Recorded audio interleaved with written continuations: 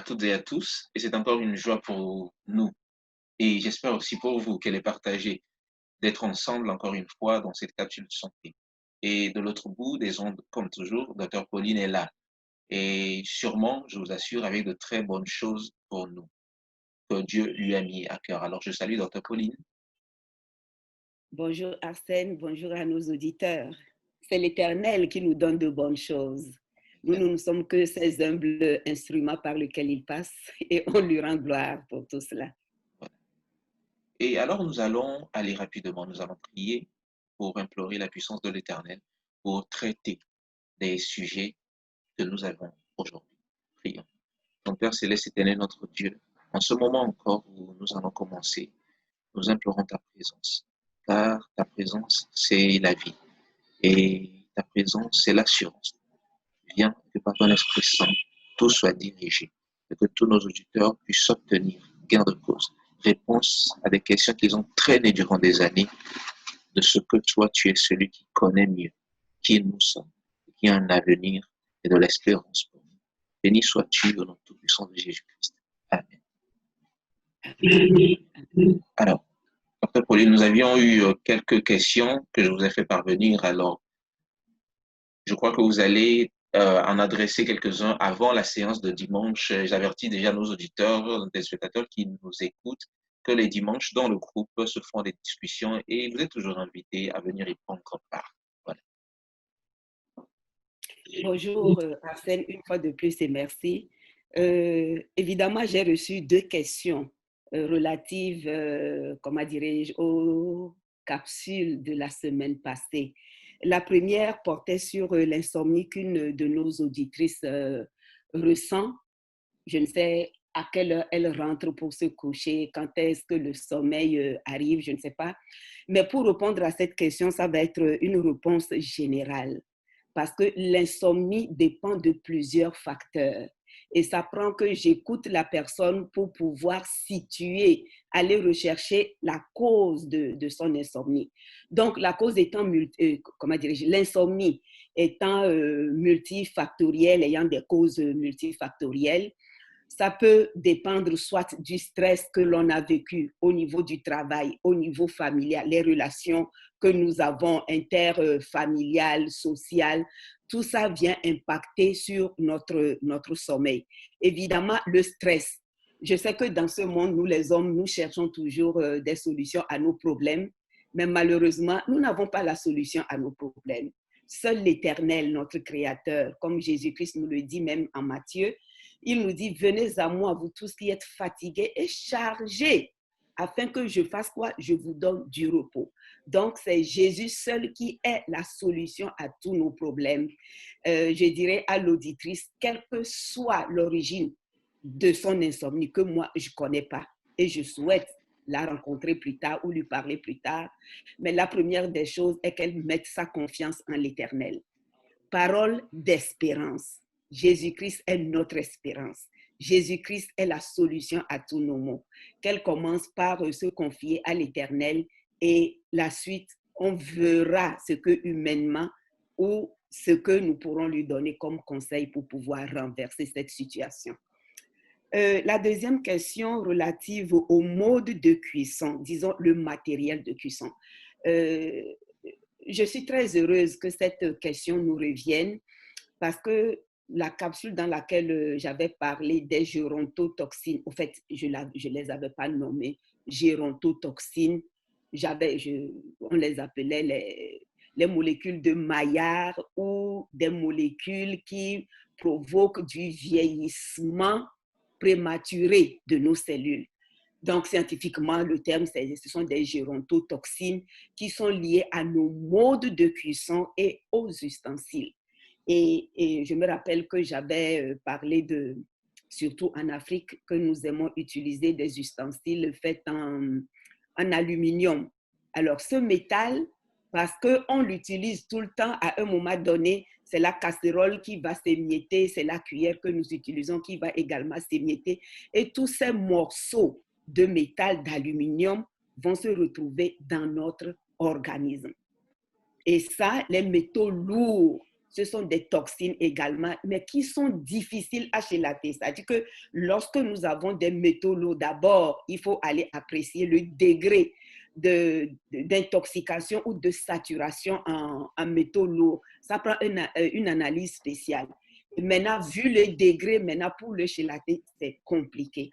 Donc, c'est pour cela que je disais qu'il serait intéressant d'être regardant par rapport à nos ustensiles. Donc, je remercie l'auditrice qui a posé la question. Qu'est-ce qu'on peut utiliser comme ustensile à la place de nos marmites en aluminium? Et je pense que l'auditrice même a fait la suggestion où elle s'interrogeait. Faut-il revenir aux ustensiles préhistoriques que nos grands-mamans ont utilisés? Elle n'a pas prononcé le nom, mais j'ai vite compris. C'est les ustensiles, les marmites en terre. En terre. Quelqu'un va me dire, mais d'où sort-elle pour parler de marmites en terre?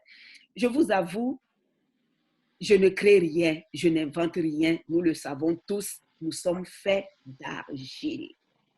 La terre. Notre Père, notre Créateur, il a pris la poussière, la terre, il l'a malaxé, il l'a formé et il a mis dans ce morceau inerte son souffle de vie et nous sommes devenus des êtres vivants ou des âmes vivantes. Donc, à l'origine, c'est la terre. Et lorsque nous utilisons les éléments comme l'argile, vous vous rappelez, on a tellement parlé d'argile. Lorsque nous utilisons des éléments à base de terre, ça ne nous fait que du bien. Rappelez-vous que dans l'une de mes capsules, je parlais également du manque de contact avec la terre que nous n'avons plus, ce qui fait que nous souffrons d'hypersensibilité électromagnétique et le meilleur moyen serait que nous puissions retourner, nous reconnecter avec la terre. Donc, je ne vais pas trop parler, mais je dirais, oui, si on peut utiliser les ustensiles en terre, ça, je souris parce que j'ai grandi chez ma grand-mère. La cuisson se faisait dans des marmites de terre et je vous avoue, sans viande, mais c'était des sauces très, très, très appétissantes. Très, très appétissantes. Donc, je dirais, si c'est possible, oui. Mais si ce n'est pas possible, nous avons un métal qui ne s'use pas comme l'aluminium, c'est l'inox.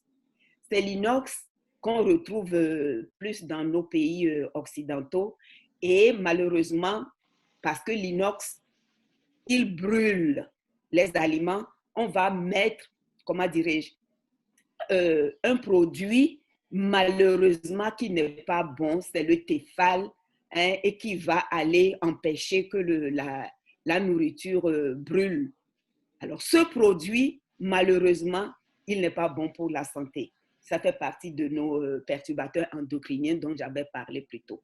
Mais quand on peut trouver des ustensiles en acier sans ce revêtement, on peut l'utiliser. Rappelez-vous que le meilleur mode de cuisson, c'est la cuisson à basse température. Donc, quand on va utiliser les ustensiles en acier avec une cuisson à température en dessous de 100 degrés, il y a moins de risque de brûlure ou que la nourriture se crame, génère les gérontotoxines dont j'ai parlé plus tôt. En dehors de l'acier, on peut trouver des marmites en gras, gras ou grès, c'est le grès. Hein. C'est une matière aussi qui ressemble à l'argile, mais plus travaillée.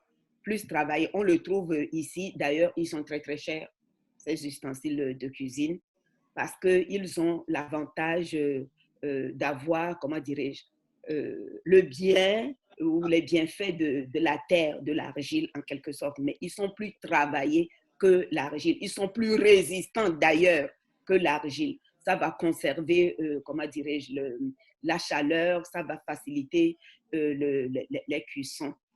Vous voyez?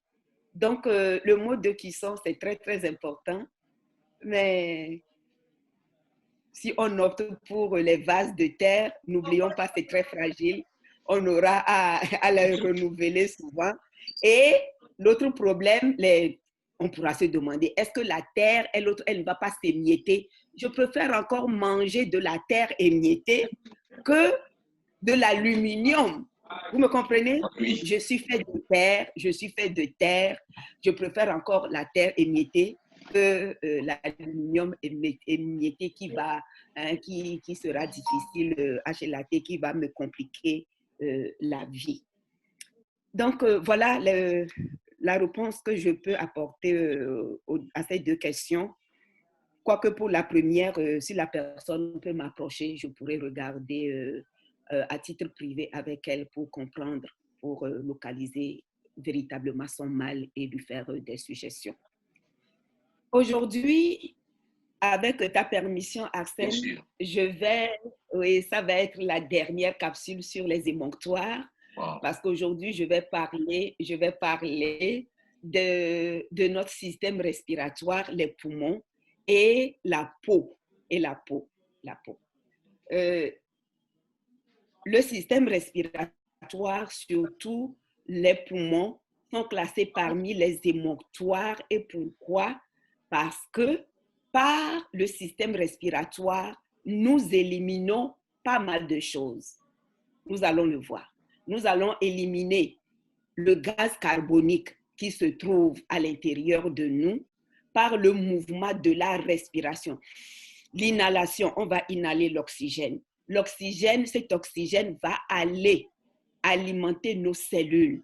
Et en retour, je ne vais pas aller en profondeur, en retour, l'expiration va ressortir le gaz carbonique qui se trouvait dans notre organisme. Donc, très rapidement, le système respiratoire a 5 fonctions. D'abord, la première fonction va être les échanges gazeux au niveau des alvéoles et du système circulatoire, les alvéoles pulmonaires et le système circulatoire. Ensuite, l'air qui a été inhalé, l'oxygène qui va, lorsque la transmission est faite au niveau des alvéoles, ça va remonter par les globules rouges, aller alimenter maintenant nos cellules. Ça va être échange air et sang au niveau des cellules. D'abord, on a échange air et gaz au niveau des alvéoles. Ensuite, au niveau des cellules, le véhicule dont l'air se sert, c'est les globules rouges. Ensuite, il y aura l'expiration ou le rejet du gaz carbonique ou le rejet de certains mucus. Au fait, je vais ouvrir une parenthèse pour dire que les mucus, ce sont des sécrétions normales qui lubrifient nos cellules, les organes du système respiratoire. Mais cependant, lorsque la sécrétion de ce mucus devient abondante, soit parce qu'il y a eu une infection ou il y a eu une inflammation, là, ça devient très, très important qu'on arrive, comment dirais-je, qu'on l'évacue ou qu'on le rejette, que le système le rejette. Donc, le rejet de ces mucus abondants qui ont été générés par l'inflammation ou une infection, ça fait partie des fonctions du système respiratoire. Nous avons les crachats que nous renvoyons. Nous avons la toux qui fait partie de ces mucus qui congestionnent le système et qu'on est obligé de les rejeter.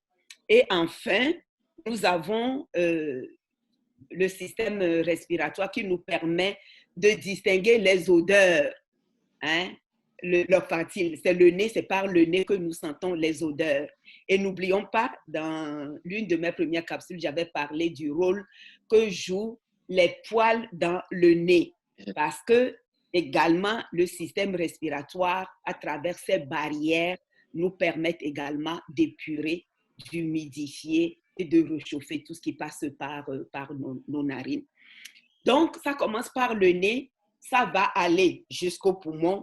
Si je parle de l'air, ça commence par le nez et ça va passer le larynx jusqu'au poumon et au bout des poumons, les alvéoles, et c'est à ce niveau que se feront les échanges gazeux.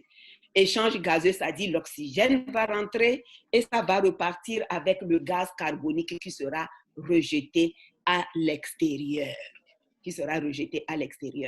Donc, ça, ce sont les fonctions du système respiratoire. Maintenant, les déchets. Quels sont les déchets que le système respiratoire peut occasionner ou peut sécréter? J'en ai parlé déjà tantôt. Les crachats, la toux ou ce mucus lié à l'inflammation ou aux infections que nous aurons pu attraper par le nez, ou c'est des bactéries qui se sont faufilées, infiltrées jusqu'à se retrouver dans nos poumons. Ce sont des déchets générés par cette infection ou ces infections qui doivent être rejetées hors de notre organisme. Alors, plutôt, lorsque je faisais la capsule sur les toxines, j'avais tellement insisté sur le lait, les produits laitiers, le gras saturé. Ça nous rattrape ici. Et pourquoi? Parce que lorsque nous mangeons, nous consommons trop de produits laitiers, c'est-à-dire le lait lui-même, les fromages, les yogourts, tous les produits dérivés du lait. N'oublions pas que le lait renferme un gras qui est très, très saturé, ce n'est pas du bon gras. Et ce mauvais gras avec le lait et les produits raffinés, j'ai dit tantôt qu'ils nous rattrapent parce que dans notre organisme, ça va former de ce mucus.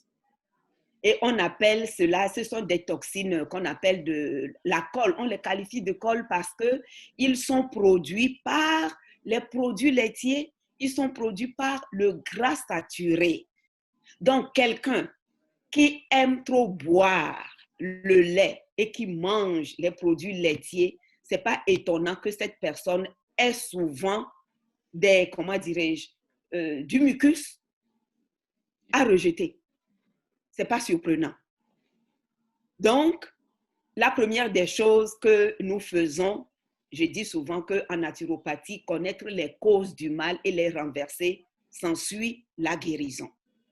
Donc, quelqu'un qui aime boire le lait, qui aime consommer les produits laitiers et qui constate qu'il a souvent beaucoup de ces sécrétions, la première des choses, c'est de diminuer et c'est d'éliminer les produits laitiers à cause de leur, comment dirais-je, leur composition en gras très, très saturé. Donc, ces cols qui vont chercher à sortir à travers le mucus ou ces sécrétions, nous pouvons les éviter en regardant à notre alimentation.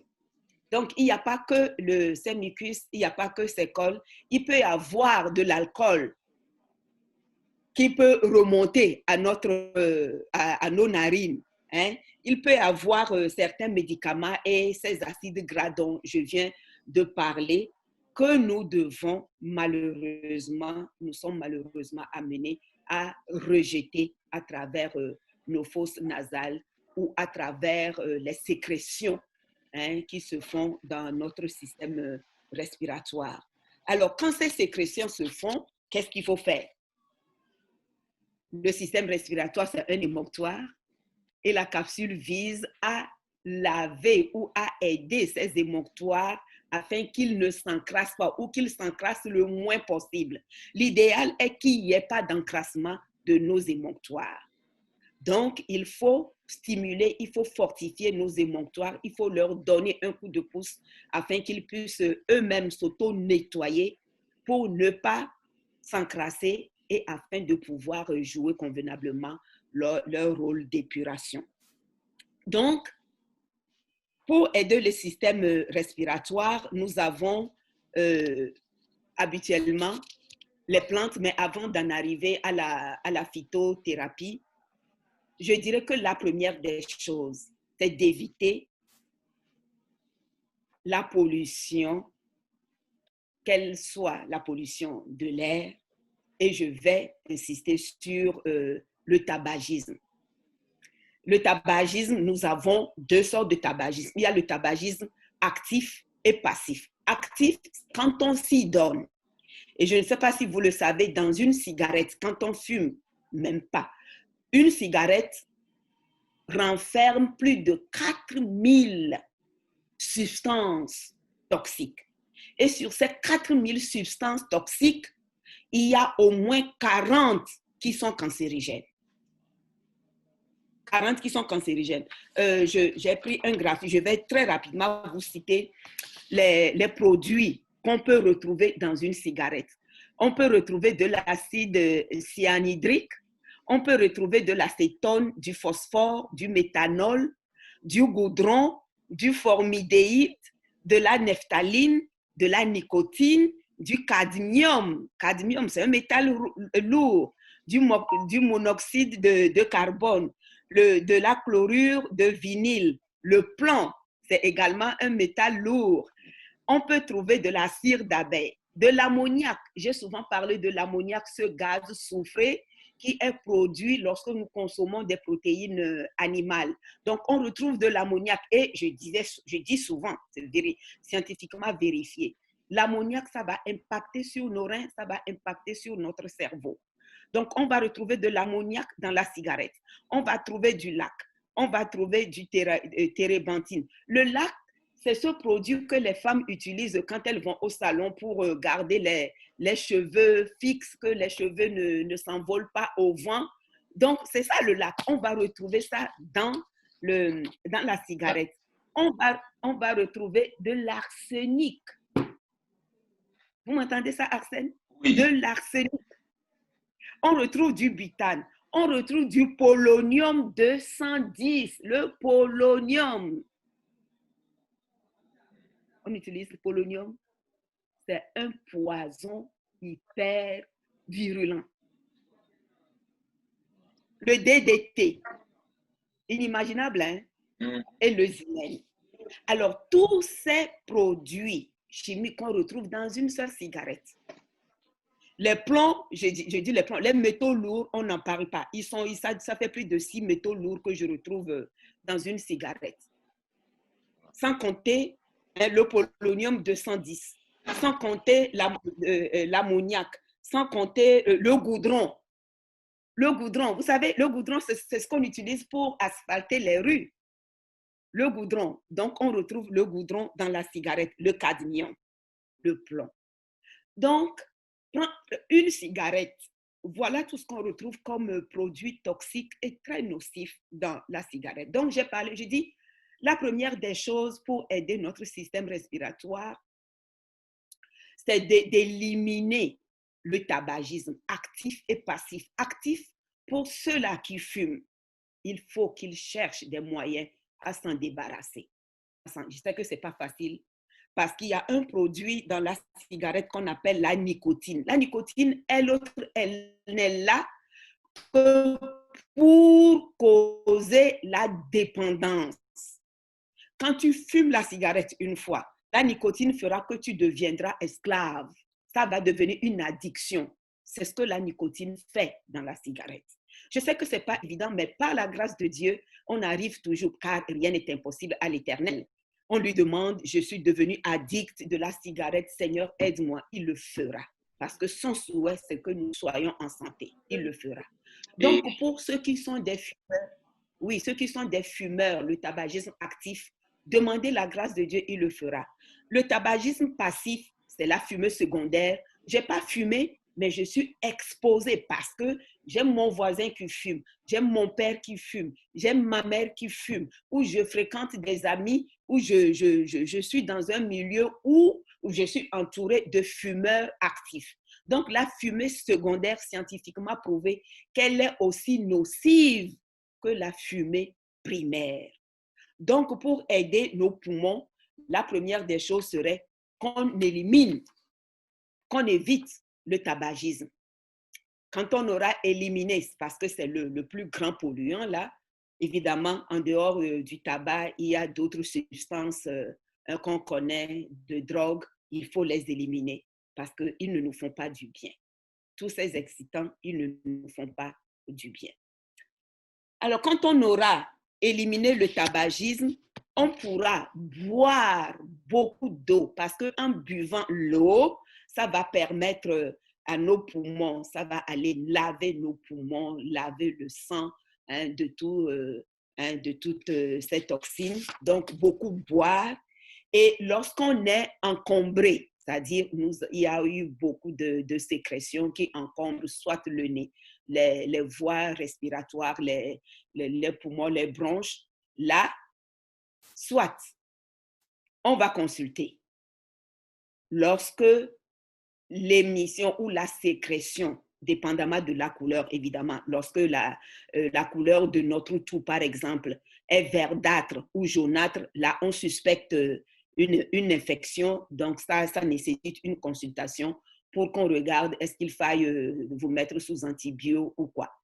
N'oubliez pas, moi, c'est de la prévention que je fais. Je ne fais pas du curatif. Je ne suis pas en aval. Je suis en amont de la médecine conventionnelle. Je vous dis pour éviter, pour ne pas en arriver là. C'est pour ça que je dis ceux qui sont exposés au tabagisme ou à la pollution de toutes sortes, là, éviter la pollution en amont. Ce sont des préventions. C'est de mieux vaut toujours prévenir que guérir avant d'en aller à toutes ces sécrétions, à ces inflammations ou à ces infections qui risquent de dégénérer. Donc, je dis boire, on peut boire de l'eau. Se reposer, c'est très important. Le système immunitaire va rentrer en jeu. Lorsqu'on ne se repose pas bien et qu'on est affecté, soit c'est une infection pulmonaire, bronchite ou je ne sais quoi, ça prend un repos. Pour également aider à se décongestionner, on peut prendre des boissons chaudes, on peut prendre des bains chauds, on peut inhaler des infusions également chaudes. Et c'est là où la phytothérapie va intervenir. Aujourd'hui, je n'ai pas partagé mon écran avec vous, mais je vous le dis là, il y a au niveau de la phytothérapie l'eucalyptus qui est très, très bon. L'eucalyptus, la menthe poivrée, le thym, le romarin, le gingembre, ce sont des choses que nous connaissons. Et également, on peut inhaler ces plantes ou on peut faire des infusions et le boire. Vous comprenez? Et également, lorsqu'on est congestionné par la gorge ou le poumon, il y a mélange le jus de pamplemousse plus le jus de citron et le jus d'ananas. Ils ont un pouvoir puissant pour pouvoir les congestions, les sécrétions ou le mucus qui s'est accumulé. Donc, le pamplemousse, le citron, qu'on presse, ajouter un peu de l'ananas, on peut le boire. Le gingembre également, avec du miel, ça va également aller décongestionner. L'oignon ou le poireau, également, ils vont aller décongestionner nos voies respiratoires. Et du moment où ces voies seront désencrassés, disons, ne seront pas encrassés, ils pourront jouer convenablement leur rôle d'épuration pour permettre que nous soyons en santé, Là, avec votre permission, je vais enchaîner pour vous parler du dernier émonctoire le plus vaste et le plus lourd. Non, ce n'est pas le système circulatoire, oh, okay. C'est la peau. La peau, oui, voilà. Ça va me faire Le système, oui, c'est la peau. Oui, c'est la peau. Le système circulatoire, il ne donne pas. Il va passer soit par les poumons ou il va, comme on vient de le voir, l'échange gazeux, ou il va passer par le foie qui va l'épurer, ou par les reins qui vont l'épurer. Le système circulatoire, lui, n'a pas d'ouverture. Ces déchets vont passer soit par le foie ou par les reins pour pouvoir s'éliminer, ou même par comment dirais-je, le côlon pour pouvoir pour sortir, pour être évacué, Donc là, je vais vous parler du plus grand émonctoire, c'est la peau. Je pense que ce n'est pas une surprise pour vous parce que la peau, quand on regarde, il est vaste. On commence par la tête, le crâne, jusqu'à la plante de nos pieds. Tout notre corps est couvert de la peau. C'est la peau qui nous couvre. Et la peau, est un grand émonctoire parce que à travers la peau, nous éliminons. On élimine pas mal de toxines. On va éliminer les cols, on va éliminer les cristaux. Les cols, on vient de le voir, c'est le mucus.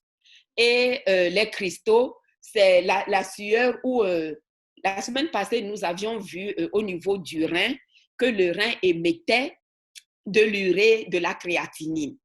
Alors, ces mêmes substances, à travers la peau, on les élimine également.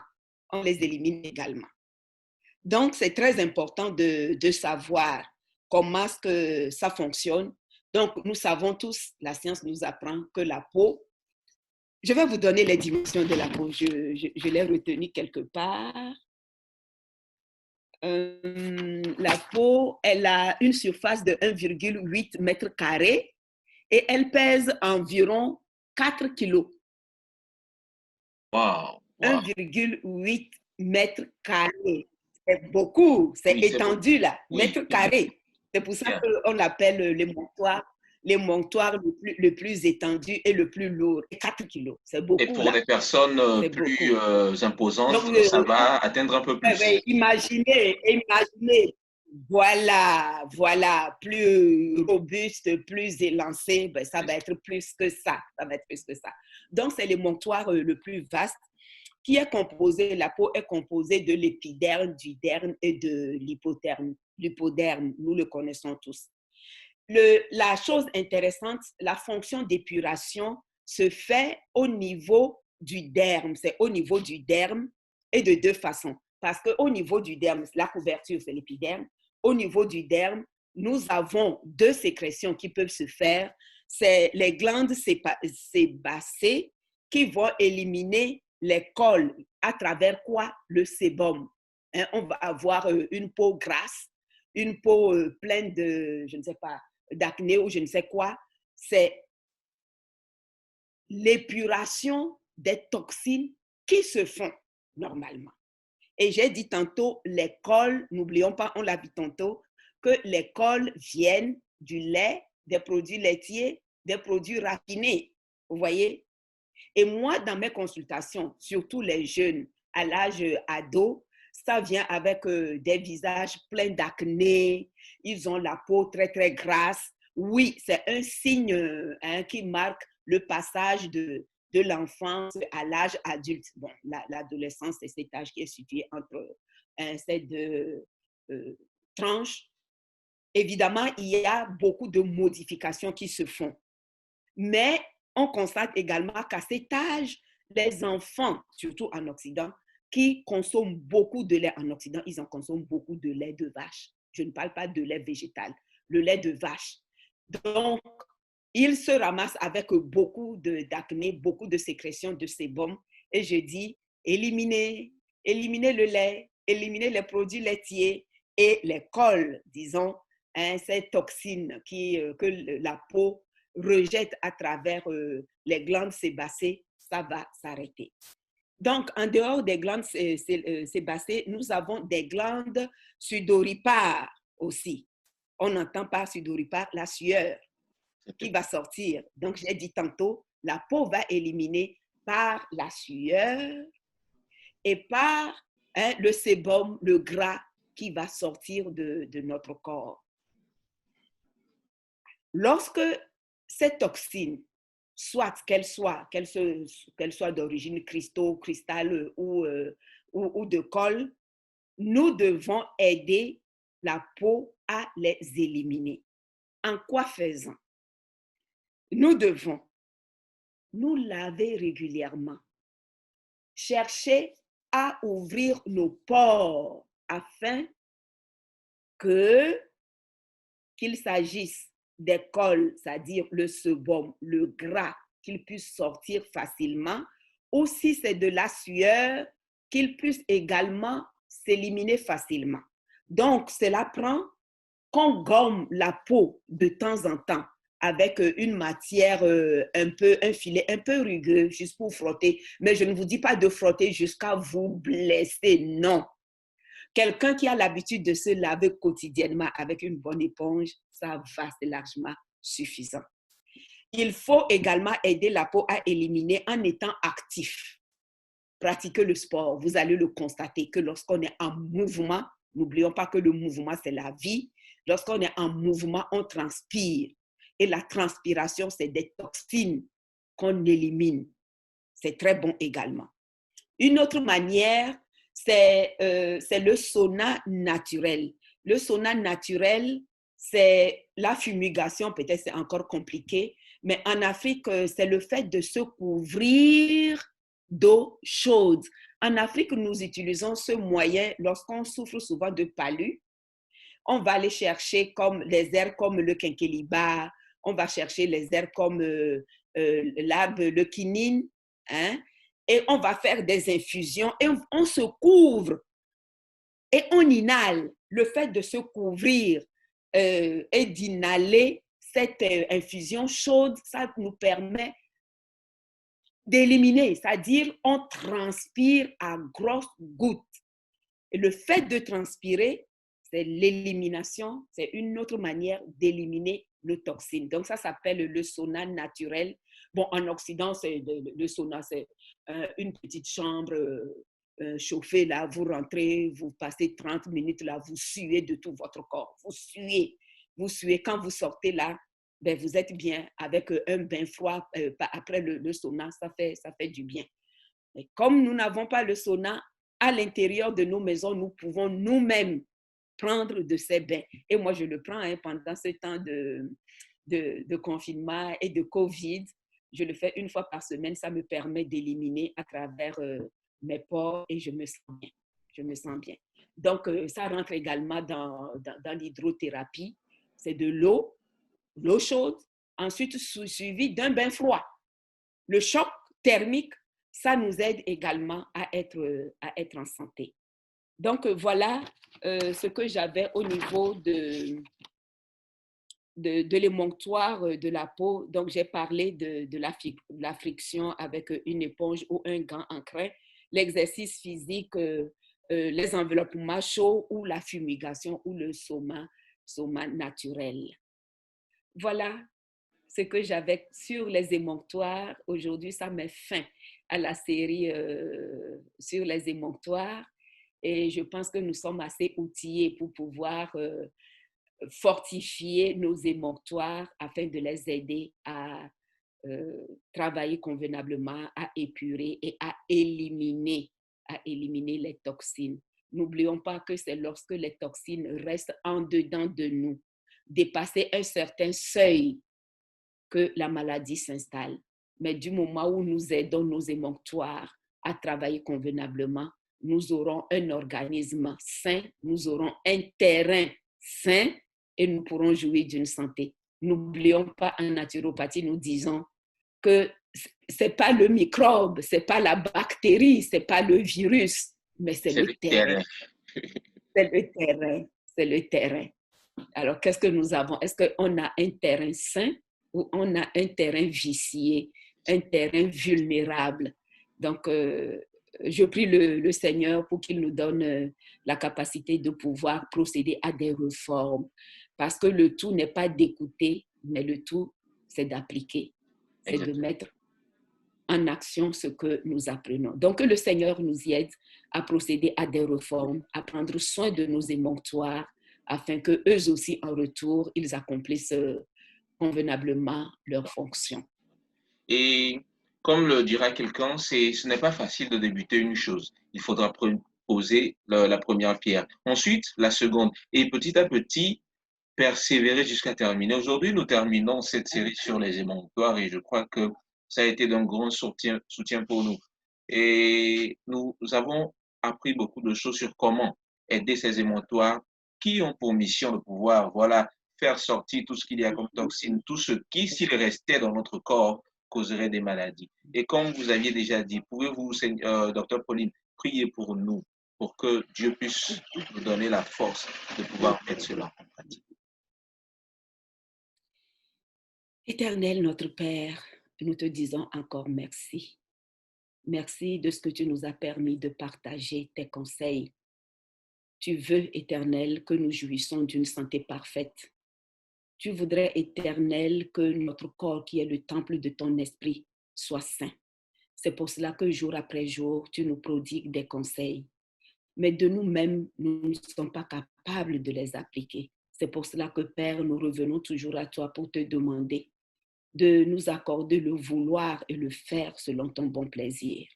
Que nous puissions, tant soit peu, amorcer les réformes nécessaires pour que nous puissions jouir d'une parfaite santé.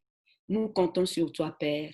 Accorde-nous cette grâce et répands ta main puissante et guérissante sur ceux-là qui ont perdu leur santé et qui sont à la recherche de cette santé. Nous t'en supplions, Éternel. Écoute leurs prières et exauce-les afin de les rétablir, de les restaurer.